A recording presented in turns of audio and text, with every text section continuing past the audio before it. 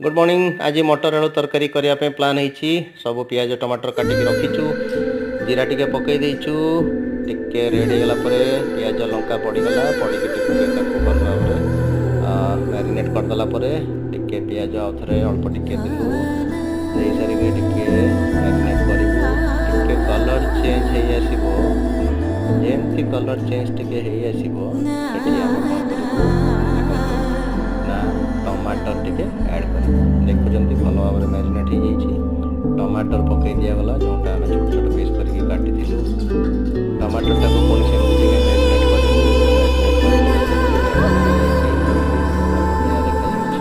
Marinate हो गला आमर मटर आलू जो सीजा आम कर रखीचु सेटाको आम बर्तमान पकईबू मिक्स करदेबू।